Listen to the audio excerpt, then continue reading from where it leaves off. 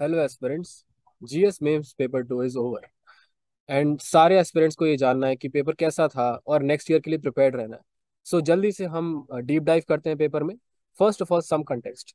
There are no big surprises. The paper was highly balanced and the distribution was very much expected based on the previous year questions. So जैसे आप polity को देखिए, polity में 10 questions थे, mostly on the descriptive side. Question one highly descriptive and we have always emphasised that you quote laws. अभी इस बार तो UPSC ने एक्सप्लिसिटली मेंशन कर दिया कि that you have to substantiate your answer based on laws, but ये हम anyways बोलते हैं at paper crux कि you should focus on the laws, and that is how you write a polity answer. Good polity answer needs all those things, right? So environmental laws very much important. So question one was very descriptive, question two was also very descriptive, question three was a slightly analytical, हम ये बोलेंगे। question four के बारे में बोले तो it was current affairs inspired, right? But it was still very descriptive. And to answer such kind of questions, to answer questions of these nature, you should have good hold of laws, judgments, constitution, policies, reports and the present status. हम अपनी एक magazine भी लाने वाले हैं paper crux में। हमने ये बोला हुआ है, हमने ये प्रॉमिस किया हुआ है कि हम ये सारी चीजों को, laws, judgments, constitution, laws, articles, policies, reports and even the context, the current context of it, हम ये सारी चीजें को एक मैगजीन में कवर करके आपको देंगे। And it would be good if you go through this magazine to enhance your polity knowledge and to enhance your marks in polity. Question five is lingering current affairs. And अगर आपको polity का answer लिखना है तो you could have easily tackle this one based on, अगर आपको कोई भी पॉलिटी का आंसर लिखना अच्छे से आता है तो, because it was anyways lingering current affairs. But अगर आपको इसके बारे में नहीं भी आइडिया है तो भी आप इसको लिख सकते हैं, right? Question 11, although the question paper has distinctly mentioned laws, but we anyways have to cover this, right? Right. RPA act बहुत इंपॉर्टेंट टॉपिक है, हर दूसरे तीसरे साल में this question is asked and this was covered in 2019। Question number 12, governor is highly current affairs inspired. Rajasthan का case उठा लो, महाराष्ट्र का केस उठा लो, and even to some extent Delhi, despite not being a state, वहां पे भी गवर्नर की रेकरिंग इश्यूज आते हैं।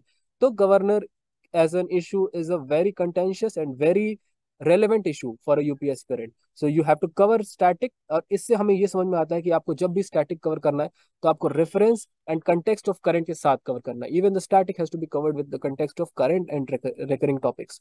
Question number 13, substantiate the statement as well and give the reasoning for it. बहुत ही एनालिटिकल था लेकिन बहुत ही इजीली टैकल हो सकता था। क्वेश्चन नंबर 14 की बात करें तो ये बहुत ज्यादा चांस है कि आपको फ्रांस के प्रेसिडेंट के बारे में इतनी क्लैरिटी ना हो। तो आप इस केस में क्या कर सकते हैं, आप अपने इंडियन प्रेसिडेंट के बारे में सोचिए, उनके जो भी आपको फ्रेमवर्क, जो भी मेंटल मॉडल आपके दिमाग में कैरी करते हैं आप, एंड सिमिलरली उसको कंपेयर कर दीजिए फ्रांस के साथ, जो जो इंपॉर्टेंट पॉइंट्स आपको याद होंगे। But this was again very descriptive question. Question number 15 की बात करें तो issues from current affairs, even though the question has been asked as a static model code, पर मॉडल कोड इज समथिंग जो कि वेरी रिकरिंग टॉपिक अगेन। ये question static के form में पूछा तो है लेकिन इसमें आपको कहीं ना कहीं करंट अफेयर्स से चीजों को रिलेट करना पड़ेगा। देखिए, there are some questions which are explicitly from current affairs, but कुछ क्वेश्चन ऐसे होते हैं जहाँ पे आपको करंट अफेयर्स का कंटेक्स्ट लेके आना पड़ता है। This question is one of that. आप जब इसमें करंट अफेयर्स का कंटेक्स्ट देंगे तो आप बाकी कैंडिडेट से एक एज पे आएंगे, राइट? और इसमें again I am reemphasising, आपको लॉज, जजमेंट, पॉलिसीज, रिपोर्ट्स और जो प्रेजेंट स्टेटस है उसके बारे में you have to have that awareness, right? ये पॉलिटी के 10 क्वेश्चन है। Next we come to governance. Governance के तीन मेन क्वेश्चन थे, question number 6, 8 and 17। Question number 6 क्या था? गति शक्ति योजना, वेलफेयर स्कीम्स, डिस्क्रिप्टिव। आइडियली तो देखिए आपको भी पता होगा कि GS paper 2, GS paper 3 and GS paper 1 का काफी ज्यादा ओवरलैप यूपीएससी देती है। बेसिकली जीएस पेपर 3 के क्वेश्चन जीएस पेपर 2 में भी डाल सकते हैं, जीएस पेपर 1 में भी डाल सकते हैं। So the thing that UPSC is looking at, though you have the information from GS 3 perspective, जैसे ये इंफ्रास्ट्रक्चर का पार्ट है जीएस 3 के पार्ट में, लेकिन आपको it is to be written in the context of governance. ठीक है, क्वेश्चन को किस तरीके से टैकल करना है that is also very important. फिर हम क्वेश्चन नंबर 8 पे आते हैं। It is again analytical question, direct benefits transfer, ऑप्टिम। तो इस तरह के क्वेश्चन में आपको ऑप्टिमिज्म रिफ्लेक्ट होना चाहिए।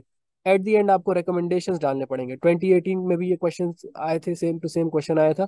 तो ये जो एनालिटिकल क्वेश्चन है इसमें आपको बहुत ही ऑप्टिमिस्टिक होकर रिकमेंडेशंस आपको डालनी है।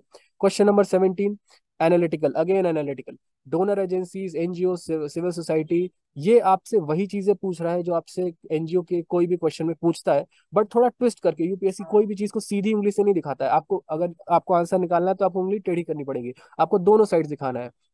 Donor agencies is dependent on communities. और आपको इसमें जब भी एनजीओ के क्वेश्चन आते हैं तो आपको ये जरूर मेंशन करना है, या ये पॉइंट ब्रिंग आउट कई बार करना पड़ता है, कि governance currently involves governance, government, civil society and the market, right. Agencies ये तीन एजेंसीज जब कोलैबोरेट करती हैं, that is how you get good governance. Next is social justice. Social justice से हमारे पास तीन क्वेश्चंस थे। आप देखिए तो सेवेंथ जो है, that is a repeated question from 2016, and that is question on RPWD, right of people with disabilities. So one is you must know the provisions of the law. There is no other way to go about it. ये very recurring topic, but you have to know that. Also you must show that the current affairs related to it, जो मैंने आगे पहले भी आपको बोला है, question number 15 में मैंने आपको बोला कि करंट अफेयर्स आप bring, you have to bring in the current affairs, you have to cover it with facts and figures. Question number 16, question is on inflation and unemployment. यहाँ पे आपको क्या करना है, यहाँ पे आपको बहना नहीं है, पेपर 3 का नॉलेज आपको नहीं दिखाना है, आपको पेपर 3 का knowledge from the social justice perspective आपको दिखाना है। Give facts to substantiate after globalisation, Covid, inflation and employment exist in society and how they are affecting the poor, the margins of the society, वो चीज आपको दिखानी है। Question number 18, very similar to the seventh question, and knowing provisions and knowing its present status is very important. आपको, if you just know the steps taken by the government and cover sources from PIB, that is very crucial for solving questions like question 18 and question 7. Our magazine specifically focuses on this. PIB के जो भी parts होते हैं, हमारी magazine specifically उस part को focus करती है। And people who prepare, they might know about the provisions and the present status, but that's where the game is, and that's why our magazine will specifically cater to such information. फिर IR के ऊपर आए। IR में 4 questions थे। IR के questions, आप जैसा आपको पता होगा, it is derived from current affairs and it is also derived from the what one of the most talked about things in IR, right? जैसे क्वेश्चन नंबर 9 की आप बात करें तो Sri Lanka is very much in news. Descriptive recent initiatives आपको mention करने पड़ेंगे। Line of credit India ने दिया, इंडिया ने मॉरल सपोर्ट दिया।